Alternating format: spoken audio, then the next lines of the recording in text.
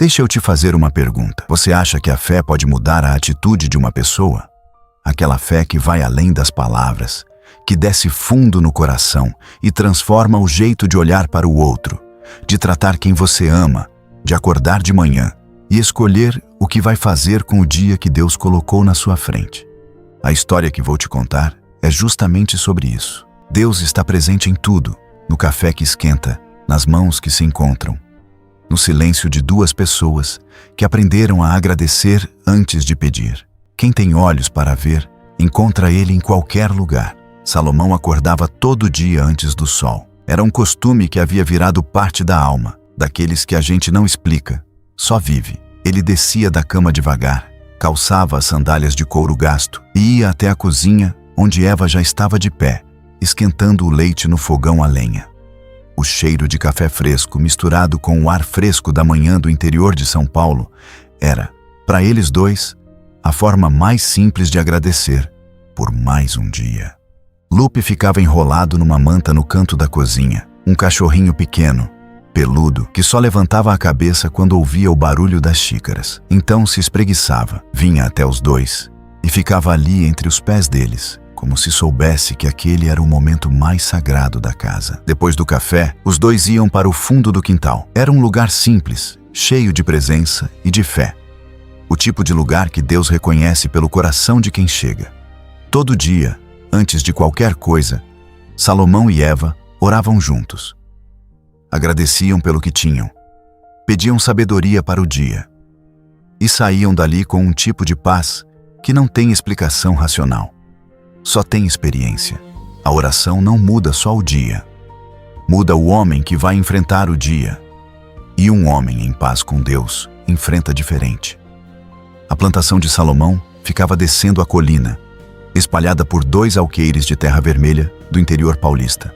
Morangos orgânicos, sem agrotóxico, sem pressa, sem atalho. O morango levava o tempo que precisava. E quem provava sabia a diferença. Tinha um sabor que os mercados grandes não conseguiam copiar, porque não se compra o que só o tempo e o cuidado produzem. Salomão não era rico, mas era suficiente e sabia disso. E saber disso descobriu cedo. Era uma das maiores riquezas que Deus podia dar a um homem. Do outro lado da cerca de arame, começava a propriedade de Renato. Se Salomão era a imagem da calma, Renato era a imagem da pressa. 46 anos, ombros largos, voz que chegava antes dele. Sempre com a caminhonete ligada, sempre com o celular no ouvido, sempre com uma conta para fechar ou um contrato para assinar. Sua plantação usava tudo o que a tecnologia oferecia para produzir mais em menos tempo. Para Renato, resultado justificava o método. Sempre havia justificado. Ele não havia nascido assim. Havia aprendido. O pai de Renato construíra aquela terra na base do sacrifício e ensinara ao filho desde cedo que o mundo não esperava por ninguém. Que sentimento era luxo de quem já tinha o suficiente?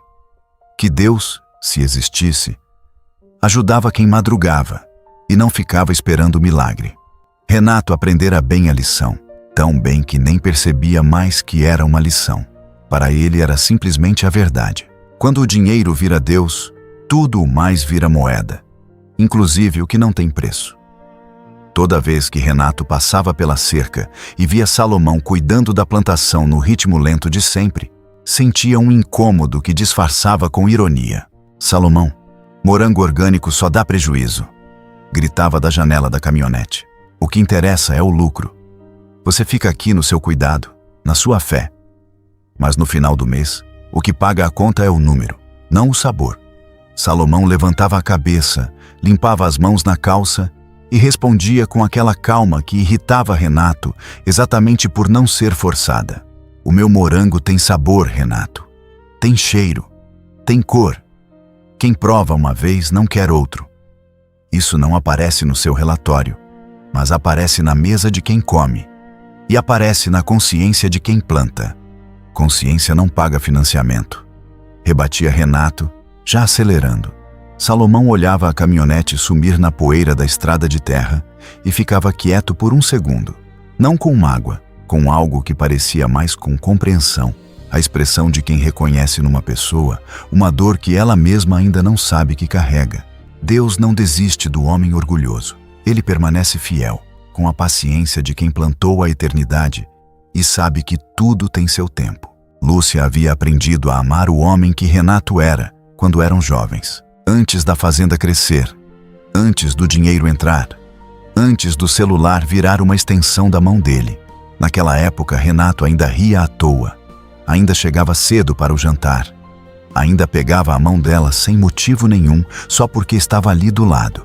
Leonardo havia nascido nessa época, num tempo em que Renato ainda sabia parar, mas esse tempo foi ficando para trás, devagar, do jeito que as coisas importantes vão embora, sem avisar, sem fazer barulho, sem dar chance de segurar. Deus construiu o lar para ser morada de presença, de amor e de encontro. E quando a casa esvazia por dentro, cedo ou tarde, ela esvazia por fora também. Nos jantares que conseguia chegar a tempo, Renato sentava à mesa com o celular do lado, olhava para o prato e falava. Mas o que saía era sempre o mesmo: a colheita da semana, o preço do frete, o distribuidor de São Paulo que havia pedido mais caixas, o vizinho que havia falido e a terra que estava de olho para comprar. Lúcia ouvia, respondia quando era perguntada, tentava nas brechas falar de outras coisas. Renato ouvia pela metade, não por maldade, por hábito. A cabeça dele já estava na próxima entrega antes de terminar o jantar. Leonardo aprendeu isso mais cedo do que Lúcia. Com 8 anos, já sabia que pedir ao pai para ir ao campo no sábado dependia do humor da semana e da safra do mês. Com 12 havia parado de pedir. Com 17 mal iniciava a conversa, não porque odiasse o pai, mas porque havia aprendido que falar com Renato exigia competir com uma fazenda inteira pela atenção de um homem que nunca havia aprendido a dividir o foco. Numa tarde de sábado, Leonardo foi jogar bola com os amigos. Renato estava na varanda com o notebook fechando planilha. Vai aonde? Perguntou sem tirar os olhos da tela. Jogar bola. Volta cedo, respondeu Renato. E voltou para a planilha. Leonardo saiu sem mais nada. Lúcia estava na janela da cozinha e viu a cena. Não disse nada, mas seus olhos tinham a expressão de quem já contou esse tipo de momento vezes demais e parou de contar porque o número dói. A família é o maior presente que Deus coloca nas mãos de um homem. E esse presente pede atenção todo dia, em cada momento pequeno que parece não importar e que é exatamente onde tudo se constrói ou se perde. Naquela noite, depois que Leonardo dormiu, Lúcia sentou na cadeira ao lado de Renato na varanda. Renato, quando foi a última vez que você e o Leonardo fizeram alguma coisa juntos? Renato pensou genuinamente tentando lembrar. Não lembrou. Disse que a fazenda estava num momento crítico e que quando estabilizasse, iam ter mais tempo. Lúcia ficou olhando para ele por um momento e disse baixinho que ele havia falado isso no ano passado. E no ano anterior? Renato não respondeu. Não porque não tivesse o que dizer, mas porque sabia que ela estava certa. E admitir isso exigiria parar. E parar era a única coisa que ele não havia aprendido a fazer. Lúcia se levantou, desejou boa noite e foi dormir. Renato ficou na varanda com a planilha aberta. Os números faziam sentido e era o único lugar onde ainda sabia o que fazer. Mas Deus já estava preparando um lugar diferente para ele. Os meses seguintes foram assim. Lúcia acordava, fazia o café, cuidava da casa, esperava. Renato saía cedo, voltava tarde, falava de trabalho, dormia. Leonardo ia para a escola, voltava, ficava no quarto, dormia. A casa funcionava, a rotina funcionava. Tudo funcionava do jeito que funciona um relógio que já não tem ninguém para dar corda. Deus observava e aguardava com a fidelidade de quem nunca abandona, porque sabia que o relógio estava prestes a parar. E aí veio aquela manhã de março. Renato desceu para o café como todos os dias. A mesa estava posta, o café estava feito, o pão estava fatiado. Tudo no lugar, tudo igual, exceto o silêncio. Era um silêncio diferente, e Renato percebeu isso antes mesmo de entender o porquê. Não era o silêncio comum da manhã do interior. Era o silêncio de quando algo que sempre esteve presente de repente não está mais. Foi quando viu o bilhete, dobrado ao lado da xícara dele, com a letra de Lúcia. Renato ficou olhando para o papel por alguns segundos antes de abrir. Algo dentro dele já sabia o que estava escrito. Mas há uma diferença enorme entre saber e ler. E quando leu 3 vezes, não porque não havia entendido, porque uma parte dele ainda esperava que as palavras fossem diferentes na terceira leitura. Não foram. Lúcia não estava com raiva. Estava cansada e havia uma diferença enorme entre as duas coisas que Renato só entendeu naquele momento. Ela tinha ido para a casa da irmã em Campinas. Leonardo tinha ido junto. Renato dobrou o bilhete devagar, colocou no bolso, tomou o café que estava frio e foi para a fazenda. Deus permite que a conta chegue porque acredita que o homem é capaz de pagar e de crescer com isso. E a conta de Renato havia chegado. Nos dias seguintes, os caminhões continuaram chegando. As caixas continuaram saindo. Os números continuaram subindo. Renato trabalhava mais do que antes, não por necessidade, mas porque parar significava pensar. E pensar significava sentir. E sentir era o único tipo de trabalho para o qual ele nunca havia se preparado. Leonardo mandou uma mensagem depois de uma semana, dizendo que precisavam conversar, mas não agora. Renato ficou com o polegar parado na tela por um longo tempo, porque percebeu naquele momento que não sabia o que dizer para um filho que tinha razão.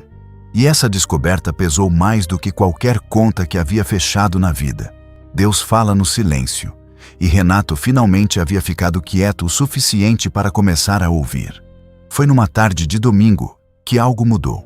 Renato estava caminhando pela fazenda conferindo a última colheita quando chegou sem querer na divisa com a propriedade de Salomão. Parou na cerca de arame. Não planejou parar, mas parou.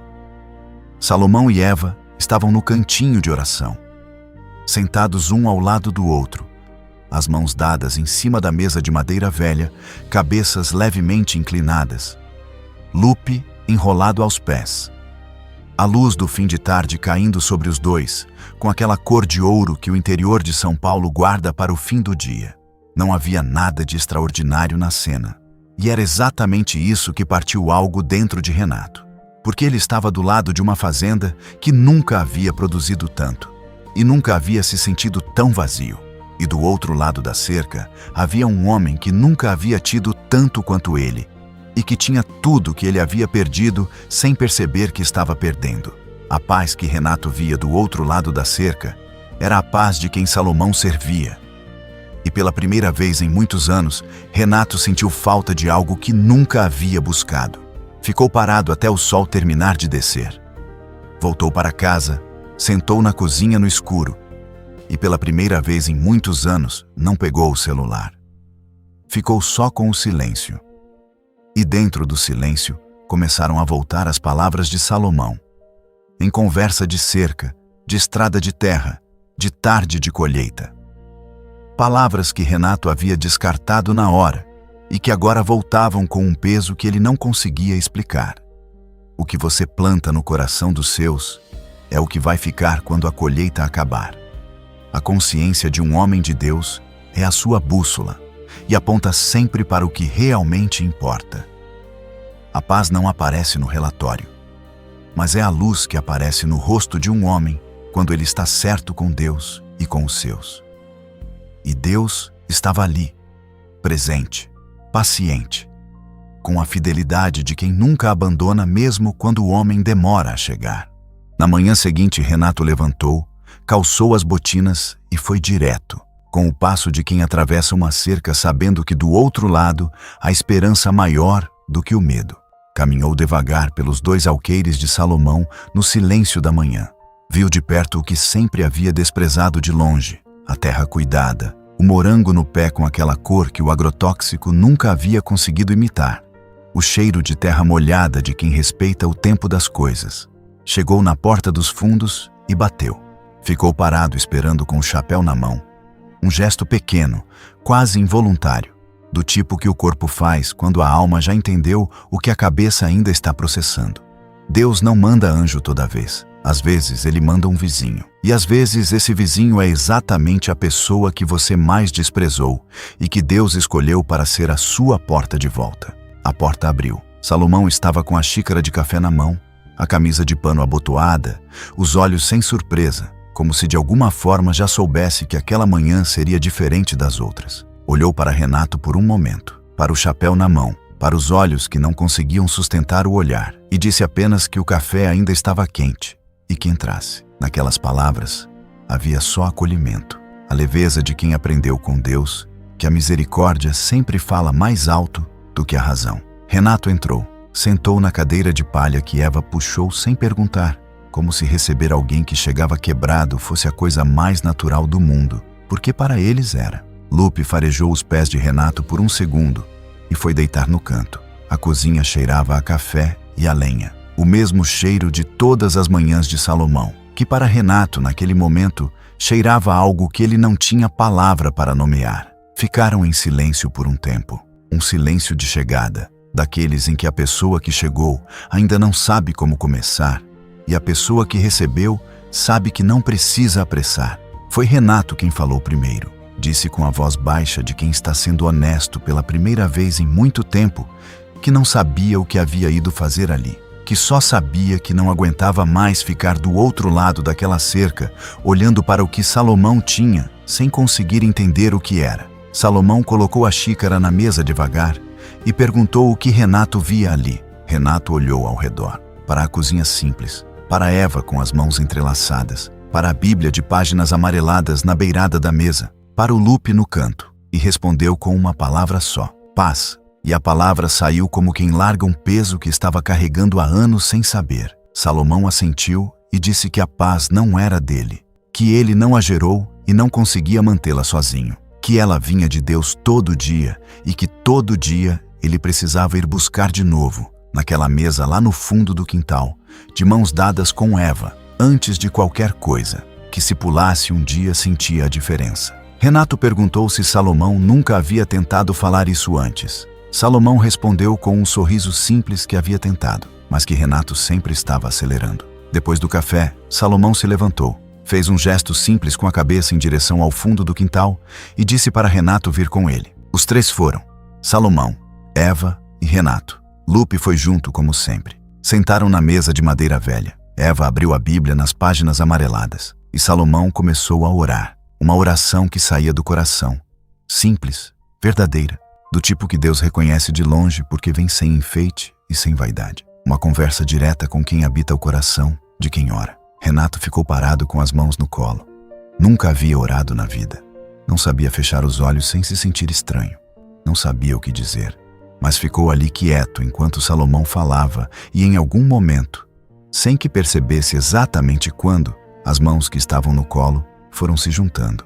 A oração não pede perfeição, pede presença. E Renato, pela primeira vez na vida, estava presente de verdade. Quando Salomão terminou, havia um silêncio edificante no ar. O tipo de silêncio que só existe depois que algo verdadeiro foi dito, e o coração precisa de um momento para receber. Renato não disse nada por um tempo. Depois olhou para as próprias mãos juntas e sentiu algo que não sabia nomear. Não era alegria ainda. Não era alívio ainda, era menor e maior do que isso ao mesmo tempo. Era o começo, e Deus, que havia esperado por aquele momento com a fidelidade de pai que nunca desiste, reconheceu aquelas mãos juntas como a oração mais sincera que Renato jamais havia feito. Renato voltou para casa naquela manhã com um passo diferente. Era algo mais quieto e mais fundo, a leveza de quem largou um peso que carregava há tanto tempo que havia esquecido como era caminhar livre. Entrou pela porta da cozinha, ficou parado no meio do silêncio. Olhou para a mesa onde o bilhete de Lúcia havia estado, para a cadeira onde Leonardo sentava, para a janela que dava para a fazenda que havia construído sozinho, e pela primeira vez enxergou tudo ao mesmo tempo, o que havia construído e o que havia perdido construindo. Deus não reconstrói o que o homem perdeu. Ele reconstrói o homem e deixa ele reconstruir o resto. E foi exatamente isso que começou naquela manhã. Renato pegou o celular. Ficou olhando para o nome de Leonardo na tela por um longo tempo. O polegar parado, a respiração mais curta do que o normal. Havia uma distância enorme entre segurar o celular e apertar o botão, e essa distância não se media em centímetros. Se media em anos de jantares pela metade, de sábados perdidos, de conversas que nunca aconteceram. Mas Renato apertou. O telefone chamou uma vez, 2, 3. Leonardo atendeu no quarto toque. Renato abriu a boca para dizer alguma coisa que fizesse sentido, alguma explicação, alguma justificativa, alguma das palavras que havia ensaiado mentalmente no caminho de volta da casa de Salomão. Não saiu nada disso. Disse apenas que havia errado com Leonardo, que havia errado com a mãe dele e que precisava dizer isso antes de qualquer outra coisa. Era o silêncio de um filho que havia esperado ouvir aquilo por anos e que, quando finalmente ouviu, sentiu o coração de Deus agindo naquele momento. Leonardo respondeu com a voz diferente, menor, mais verdadeira, dizendo que havia precisado ouvir aquilo. Ficaram na linha por quase 1 hora. Não resolveram tudo. Não se resolve em uma ligação o que levou anos para se distanciar. Mas falaram, de verdade, sem pressa. Só pai e filho numa ligação que Deus havia guardado para o momento em que Renato finalmente estava pronto para fazer. A família não se reconstrói em um dia, mas ela começa a se reconstruir num momento, e esse momento havia chegado. 3 dias depois, Renato foi até Campinas. Foi direto, com o passo de quem atravessa uma cerca, sabendo que do outro lado há esperança maior do que o medo. Lúcia abriu a porta da irmã e ficou olhando para ele por um momento. Renato não havia preparado um discurso. Havia preparado apenas a verdade, e a verdade, descobriu, não precisa de muitas palavras quando é inteira. Disse que havia ido pedir perdão, não para convencer de nada, não para apressar nada. Que havia ido porque ela merecia ouvir aquilo olho no olho e porque ele precisava ser o homem que vai, não o homem que espera. Lúcia ficou em silêncio. Nos olhos dela havia 22 anos de história, os bons e os difíceis, as mãos dadas de quando eram jovens e os jantares frios de quando ele chegava tarde. Havia cansaço, havia mágoa, mas havia também algo que o tempo e a distância não haviam conseguido apagar, porque o amor verdadeiro não some, ele aguarda. Às vezes, aguarda muito, mas aguarda. E Deus, que é o autor de toda a história de amor verdadeiro, sabia que aquela ainda não havia terminado. Lúcia disse para ele entrar e que iam conversar. A reconstrução não foi rápida. Não seria honesto dizer que foi. Lúcia voltou para casa 3 semanas depois, com cuidado, com condições, com a sabedoria de quem sabe que perdoar é um ato de coragem e que reconstruir exige mais do que boa vontade. Exige presença e escolha todo dia. Renato aceitou cada condição com a humildade de quem finalmente entendeu que humildade é a fundação mais sólida que existe, a única que sustenta o que realmente importa. Leonardo voltou no fim de semana seguinte. Sentaram os 3 à mesa para o jantar, o mesmo jantar de sempre, a mesma mesa, as mesmas cadeiras, mas diferente, porque desta vez Renato estava presente de verdade, sem celular, sem planilha, só ele, Lúcia e Leonardo, e a alegria simples de quem está junto de verdade. E antes de comer, Renato fez algo que nunca havia feito naquela mesa. Estendeu as mãos, uma para Lúcia, uma para Leonardo, e disse com a voz levemente trêmula, de quem está fazendo aquilo pela primeira vez, mas sabe no fundo da alma que está fazendo certo, que iam orar. Lúcia e Leonardo se olharam por um segundo e pegaram as mãos. Naquele momento simples, 3 pessoas de mãos dadas em volta de uma mesa de interior, Deus estava presente, como Pai, como presença, como o único que havia esperado por aquela cena desde o começo e que sabia, antes de qualquer um deles, que ela ia acontecer.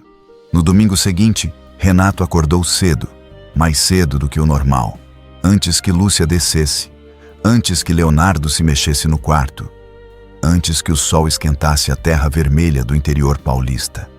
Ficou sentado na beira da cama por um momento, pensando no cantinho de oração do outro lado da cerca, na mesa de madeira velha, nas cadeiras de palha, na Bíblia de páginas amareladas, em Salomão e Eva de mãos dadas todo dia antes de qualquer coisa. Desceu, fez o café e quando Lúcia entrou na cozinha, ele já estava de pé com o casaco na mão. Disse que iam até a casa do Salomão, os 3. Lúcia olhou para ele com aquele olhar que as mulheres têm quando reconhecem no marido algo que estavam esperando ver faz muito tempo, e disse que ia acordar o Leonardo. Chegaram na porta de Salomão, quando a manhã ainda estava fresca. Eva abriu antes mesmo de terminarem de bater, como se já soubesse, como se a chegada deles fosse a resposta de uma oração que ela e Salomão haviam feito muitas vezes sem saber exatamente como ela viria. Disse que alegria, que entrassem, que o café estava feito.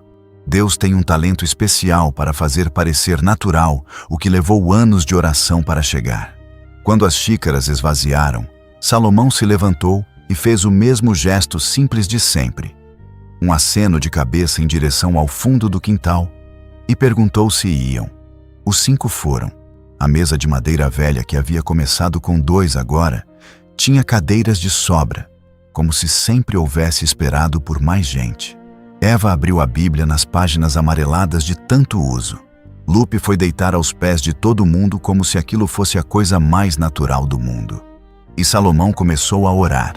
Agradeceu pelo dia, agradeceu pela mesa cheia, agradeceu por cada pessoa sentada ali, e quando citou Renato, Lúcia e Leonardo pelo nome, a voz dele carregava a emoção de quem havia pedido por aquele momento, muitas vezes sem saber se ia chegar.